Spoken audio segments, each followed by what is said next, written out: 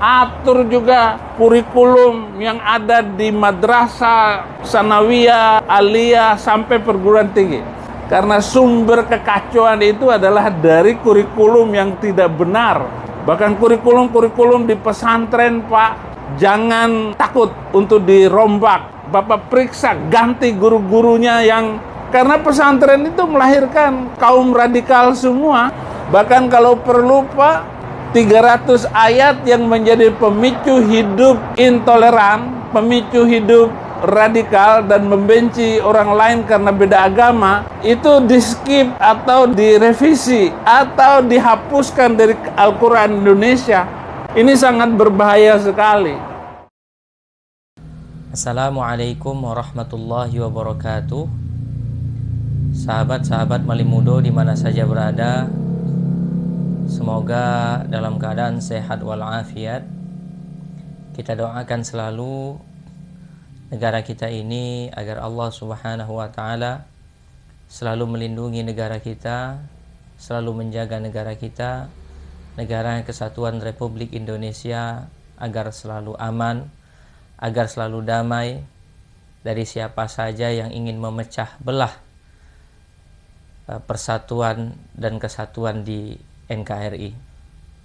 Siapapun itu, termasuk baru-baru ini viral seorang yang katanya pendeta, tapi bagi saya mungkin ya sangat tidak layak apabila dia dikatakan pendeta, karena saya yakin di dalam ajaran agama manapun, baik ajaran agama Islam dan ajaran agama-agama yang lain, tidak diajarkan satu ajaran untuk mengejek orang lain, merendahkan agama orang lain. Dan saya yakin semua agama pasti mengajarkan pemeluk agamanya untuk menghormati siapapun ya.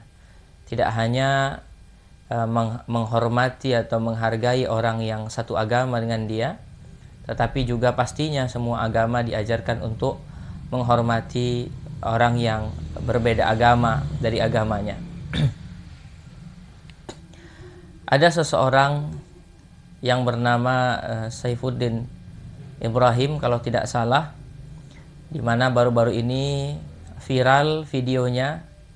Sepertinya itu bukan di Indonesia ya, karena setelah bebas dari penjara, Saifuddin Ibrahim ini sepertinya tidak lagi tinggal di Indonesia. Kabar yang kami dengar, Saifuddin ini tinggal di daerah Amerika, di mana dalam video tersebut dia mengatakan bahwa pesantren adalah sumber dari teroris, atau pesantren itu adalah sumber dari ajaran radikal. Nah, ini jelas satu tuduhan miring yang sangat-sangat tidak benar, karena kita tahu di Indonesia ini rata-rata pesantren yang berdiri di Indonesia itu adalah pesantren-pesantren NU, pesantren-pesantren Nahdlatul Ulama, di mana bagi kita yang sudah merasakan bagaimana hidup di pesantren-pesantren NU, pastinya kita tidak pernah diajarkan untuk bersikap radikal. Kita tidak pernah diajarkan untuk memberontak sebuah negara menjadi seorang teroris, tidak pernah. Justru di pesantren-pesantren NU diajarkan sikap-sikap toleran, ya. Diajarkan Islam yang ramah, bukan Islam yang marah. Islam yang rahmatan lil alamin, yang menyebar kasih sayang kepada seluruh alam. Ingat, rahmatan lil alamin, menyebar kasih sayang untuk seluruh alam. Yang namanya alam itu ma siwallah, segala sesuatu selain Allah. Tidak hanya kita menyebar kasih sayang kepada orang Islam saja, tetapi kita juga diharapkan bisa menyebar kasih sayang kepada yang bukan beragama Islam. Bukan hanya yang tidak beragama Islam saja, bahkan kita disuruh untuk menyebar kasih sayang kepada seluruh makhluk Allah Subhanahu wa ta'ala. Tidak hanya manusia, tetapi juga hewan, tumbuhan, lingkungan, dan lain sebagainya. Kita diperintahkan oleh Allah Subhanahu wa ta'ala untuk menyebar kasih sayang kepada siapapun. Maka tidak benar apabila kemudian pesantren dituduh sebagai sumber daripada teroris atau sumber daripada ajaran-ajaran radikal. Ini sangat-sangat tidak benar. Karena sejatinya pesantren-pesantren di Indonesia yang kebanyakan itu adalah pesantren NU, pastinya kita disuruh untuk berdakwah dengan cara mengajak, dengan ajakan yang baik, dengan ajakan yang benar. Nah, kita tidak disuruh untuk mengejek orang lain. Nah, kita disuruh untuk berdakwah dengan cara yang ramah. Kita tidak disuruh berdakwah dengan cara marah-marah. Inilah Islam sejatinya yang dibawa oleh baginda Rasulullah Sallallahu Alaihi Wasallam.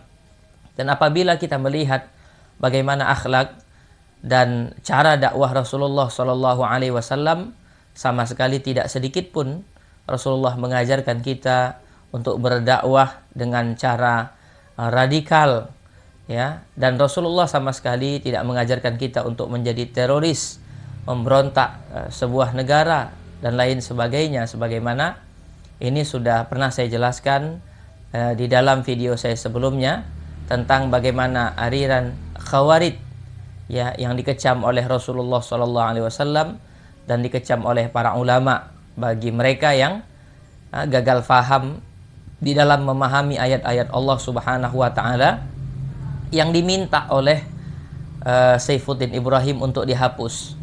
Katanya ada sekitar 300 ayat Al-Qur'an yang dia meminta kepada Menteri Agama untuk ayat tersebut dihapus karena mengajarkan radikal dan intoleran, begitu. Nah, ini sangat tidak benar. Tidak ada ayat-ayat Al-Quran yang mengajarkan radikal. Tidak ada ayat-ayat Al-Quran yang mengajarkan intoleran. Hanya saja sebagian orang salah di dalam memahami ayat-ayat Allah Subhanahu wa taala. Sebagaimana dulu pernah terjadi pembunuhan terhadap Sayyidina Ali bin Abi Thalib, dibunuh oleh seorang yang mengaku beragama Islam. Bahkan menurut riwayat, Abdurrahman bin Muljam ini adalah ahli ibadah, rajin membaca Quran dan rajin beribadah. Tetapi karena dia salah memahami ayat-ayat Allah Subhanahu wa taala, dia menganggap bahwa Sayyidina Ali sudah tidak mengikut ayat Allah Subhanahu wa taala. Dia salah faham terhadap ayat Allah, wa man lam yahkum bima anzalallah faulaika humul kafirun. Dan barang siapa yang tidak berhukum dengan hukum Allah, maka dia telah keluar daripada agama Islam dan wajib hukumnya diperangi. Inilah pemahaman yang salah daripada Abdurrahman bin Muljam terhadap ayat-ayat atau penafsiran daripada ayat-ayat Allah Subhanahu wa taala, sehingga kemudian dia membunuh Sayyidina Ali bin Abi Thalib, menantu daripada Rasulullah Sallallahu Alaihi Wasallam. Jadi semua ini adalah berangkat daripada salahnya beberapa kelompok di dalam menafsirkan ayat-ayat Quran. Bukan ayat Qurannya yang harus dihapus, tetapi bagaimana kemudian kita menyuarakan kepada siapapun daripada oknum-oknum di dalam agama Islam yang salah di dalam menafsirkan ayat-ayat Allah Subhanahu wa taala. Yang pastinya kami meyakini bahwa seluruh ayat-ayat Allah Subhanahu wa taala adalah benar, dan apabila dikatakan ayat-ayat Allah harus dihapus, maka ini jelas menghina atau merendahkan ajaran Islam. Dan kami meminta kepada siapapun daripada kita semua, baik kita yang beragama Islam, jangan pernah kita menghina atau merendahkan agama lain. Juga saya berharap kepada agama-agama lain, saudara saya sebangsa setanah air, kami berharap agar kita bisa hidup damai, berdampingan, adem dan ayem. Kita saling menghargai antara satu dengan yang lainnya. Jangan ada sikap merendahkan dan menghinakan. Walau kita berbeda agama, kita hidup pada negara yang sama, ya, negara kesatuan Republik Indonesia. Dan saya pastikan kepada kawan-kawan saya yang beragama berbeda dengan agama saya bahwa Islam tidak pernah mengajarkan siapapun untuk merendahkan agama orang lain. untuk menghinakan agama orang lain, untuk merendahkan Tuhan orang lain, tidak pernah.